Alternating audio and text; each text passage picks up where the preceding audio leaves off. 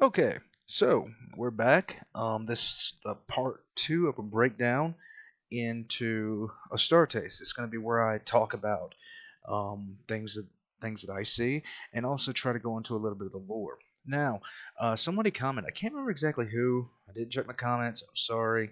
Um, they commented on the possible founding legion from um, from which the Astartes in this are from, the Retributors. Now, I responded back to that comment. I was like, I'm gonna take a little bit. I'm gonna consider it. They brought up two possible founding legions. One of them being the Iron Hands, and the second being the Imperial Fists. The Iron Hands I dismiss right out of the gate.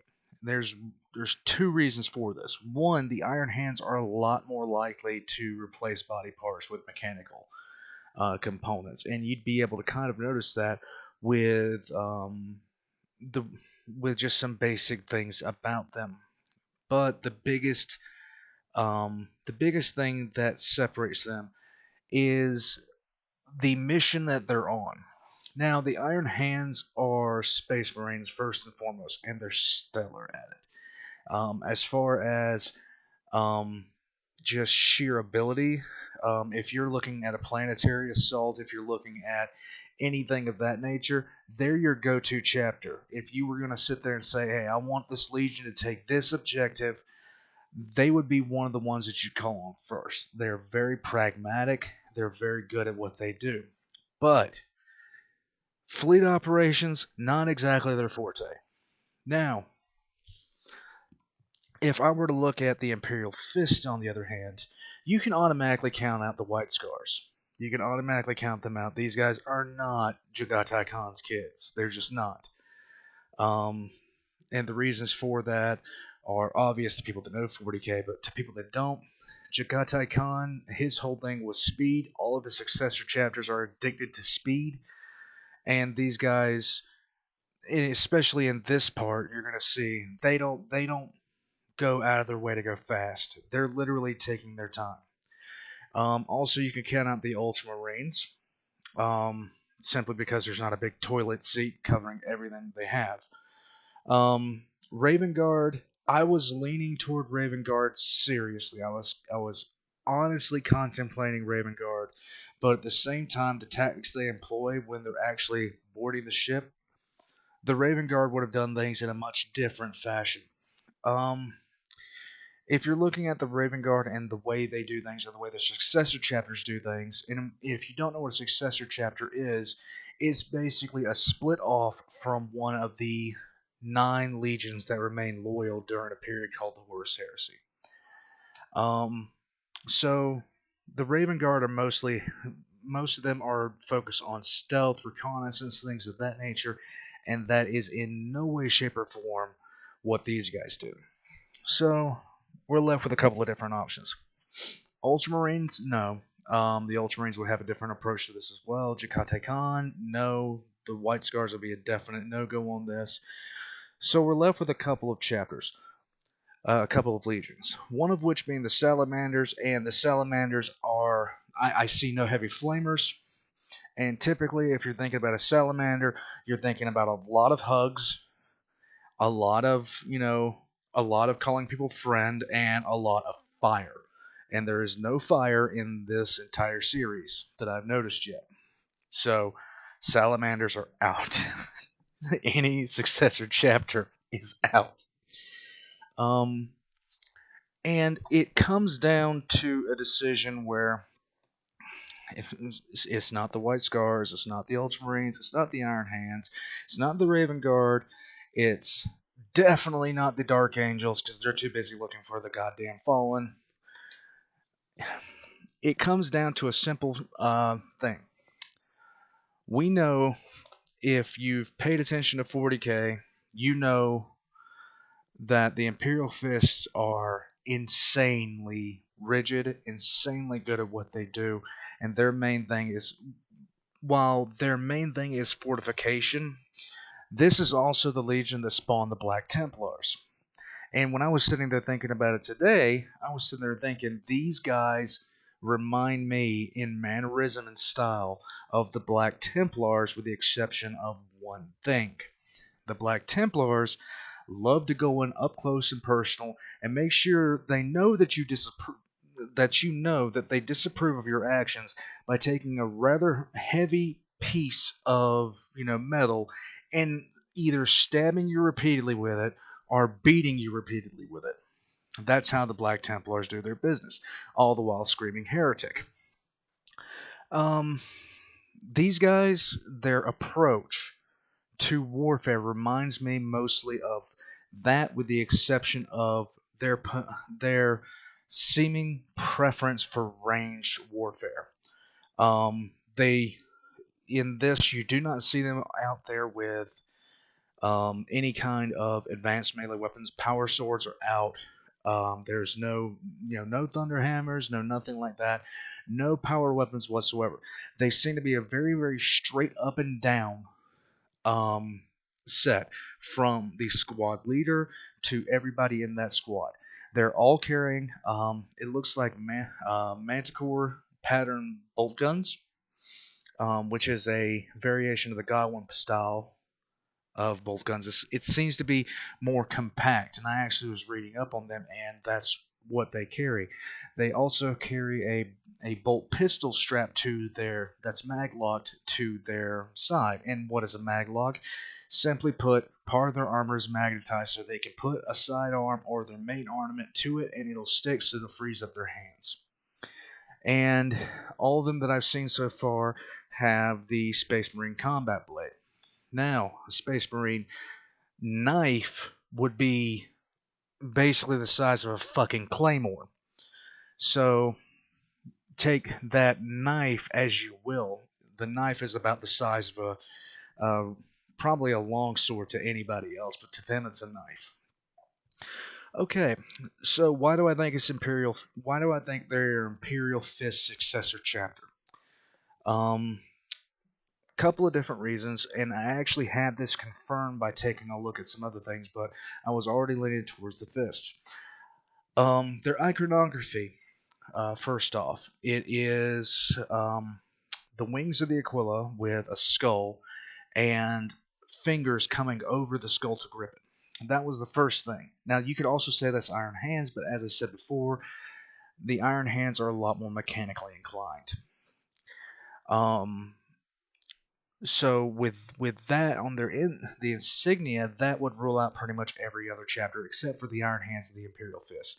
Now, why I'm leaning towards them being an Imperial Fist is because of their very, very calm approach to combat. That's going to be shown throughout this, especially this video, more so than the other subsequent videos past this. They have a very stoic approach to combat, and I can already hear Rogel Dorn saying no to things that I might say in the future. But with all that being said, I'm going to go ahead and hit play on this, and I'm going to stop it during certain points. But and somebody else. One thing I love about this is the creator's attention to detail, to putting certain things in that wouldn't, you can watch this a couple of times and then you're sitting there like, wait a minute, that's actually quite accurate. In the first episode, I did not notice this, that when the Space Marines are walking down the hallway, at the end of the hallway, there's a shadow that looks very much like an Adeptus of the Mechanicus. So go take a look at that. This guy saw something I didn't see, so good on him, and I was actually quite impressed with that. So we're going to go ahead and hit play on this. Okay, so first things first, Ode to the Imperial Space Supremacy Fighter, right there. Now, like I said, they're in a boarding torpedo. Now, these two have no lore backing whatsoever that I've ever seen. But what I am noticing about... What are you yelling about? My dog is yelling. Apparently, he's agreeing. Did you hear Rogel Dorn? Did you hear Rogel Dorn? No? Are you a heretic? Are you a heretic? Yes, you are. Yes, you are a heretic. Anyhow, so I've never seen anything in the lore for these two objects. Now, even though they're not in the lore, it makes perfect sense for them to be in there. The way they're functioning, I'm going to hit play so this goes on for a little bit. The way they're functioning is as countermeasures. So, I'm just going to let it hit. There we go.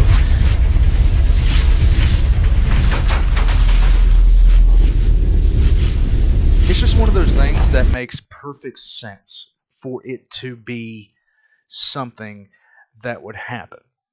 But you never read about it because it's just never put out there. But it makes perfect, absolute logical sense for them to have these countermeasures basically go in. They're basically, you see this one already zooming off to function as a decoy. It goes up and it intercepts the missiles right there. And the turret up front of this is taking shots to basically take off, basically perform countermeasures for incoming ordnance.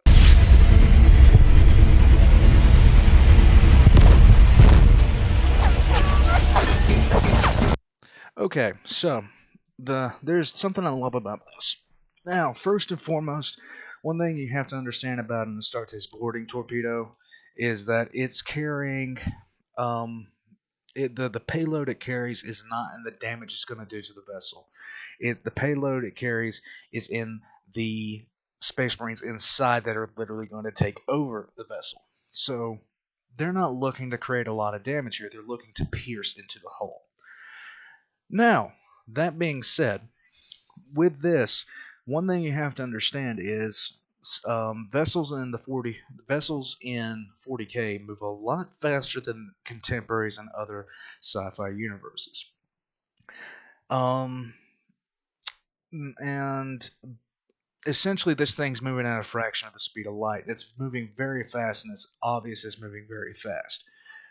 But you see that the rockets on the side of this are retroing down. They're slowing the boarding torpedo down so it doesn't kill the Space Marines inside. That alone should tell you how fast this thing goes through the void towards this ship. So I'm going to hit play again. And pausing it here for one simple reason.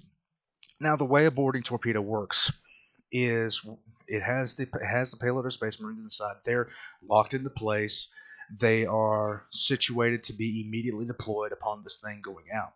Now, the boarding torpedo strikes the ship, and right before it strikes the ship, at the front of the boarding torpedo, near the hatchways, there is something called a melter charge. Now, a melter charge is essentially a cutting.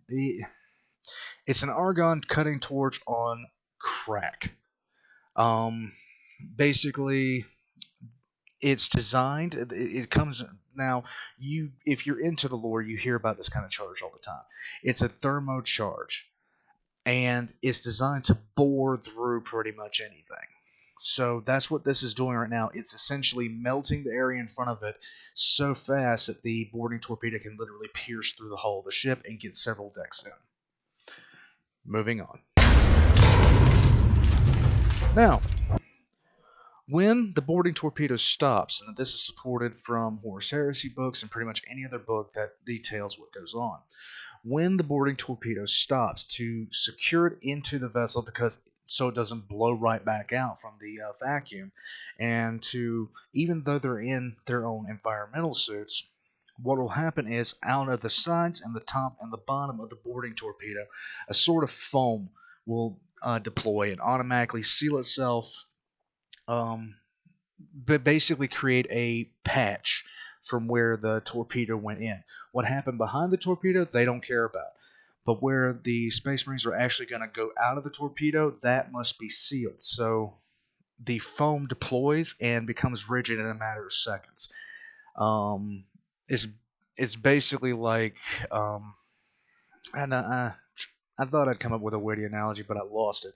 So y'all can throw rocks at me later, and I can hear Rebel Dorn say no to me. But basically what happens is, all you need to know is that upon the boarding torpedo reaching a certain amount of inertia, foam will billow out from there and seal the boarding torpedo inside, and basically create a pressure seal.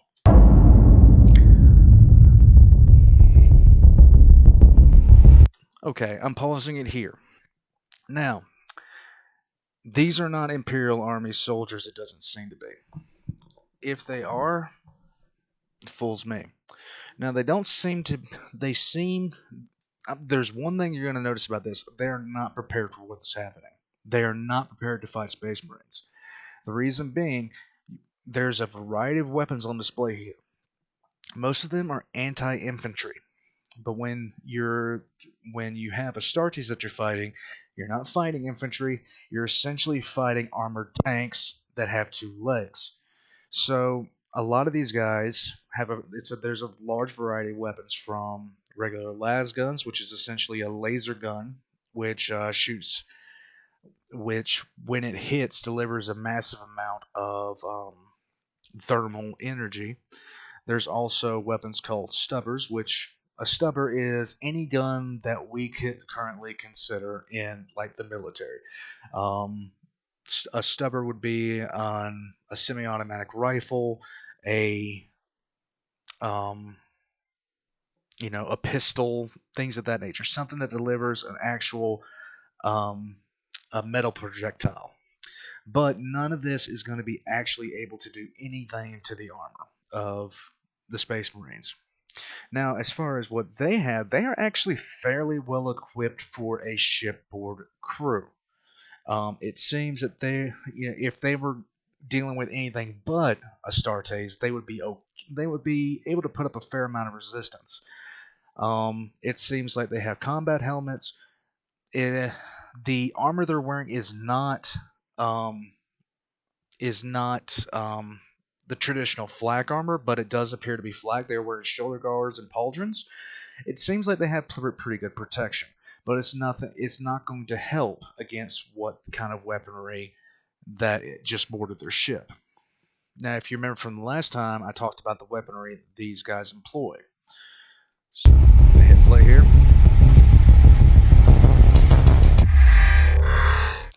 Now, I'm going to back it up for 2 seconds. Now, there we go. Now, one of the things that really sets the Space Marines off from anybody else is the fact that they integrate perfectly with their armor, wearing it as the second skin, like I told you about. Now, this would be a very stripped down view of what the Astartes would see as he looks out. They have the option to do what this one has done, which is essentially, the people can't see them, but now he's selected thermal, which they can do literally by blinking at certain parts of the visor and looking and picking out various things. They can actually look to the left and blink and bring up this kind of display or this kind of tactical readout of the area.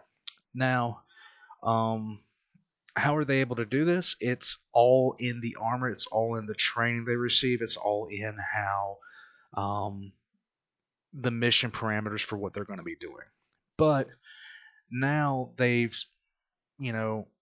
upon selecting this kind of thermal readout, they can see everybody that's basically presenting a target. This is one of my favorite shots of this entire series. Now you can first off see the iconography with the 2 wings and the hand holding the skull. But the one thing is, I'm going to replay this after I get done showing it the first time. Now, this guy is definitely the one in charge. He's definitely the squad leader. And he's definitely the one calling the shots. Now, let me point some things out here. This is the reason I'm saying they're Imperial Fists. They are in no rush. They are not running. They're not trying to find cover. They know that these people cannot hurt them. They know that the people that the ship they're coming into, that the initial defenders are going to present zero challenge. They're not actually they're not doing this with any zeal. This is purely dispassionate. This would be like, basically taking the trash out for them.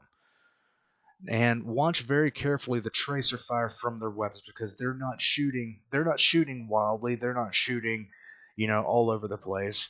Each shot is one shot, one kill.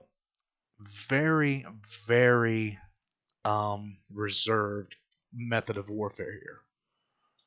Very precise. Okay.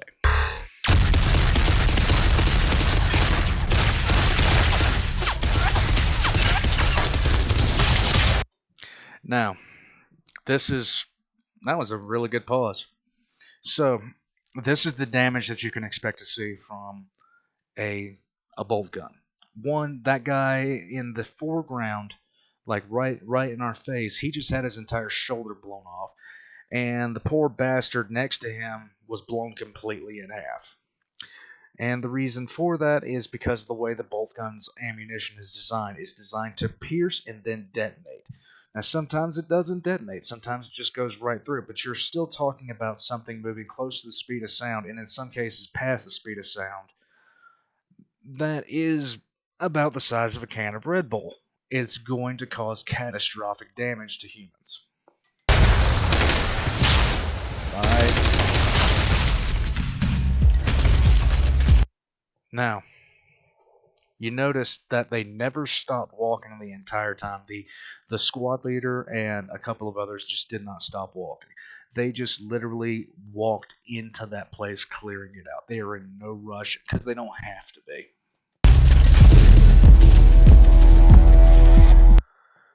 I'm going to back it up for 1 second. Now, I cannot get enough of this right here, because basically it just shows the difference in scale of why the Space Marines are such a dangerous opponent. Now, they just took it wasn't heavily fortified by any stretch of the imagination, but they just secured their entry point in a matter of seconds with no casualties and no difficulty, without taking cover, and they didn't even have to. And that it's completely reasonable for them to do so. None of these guys had any sort of weapon capable of even harming them. The only way to actually harm them would be for one of those guys to actually land a shot on one of those narrow eye lenses in their helmet. And that they didn't even see that as a potential threat. Anyhow, I'm going to call it here. I hope you guys enjoyed. I hope you guys like seeing this stuff out of me. And if you do, leave a like and a comment down below. And subscribe if you didn't. And I'll see you guys next time.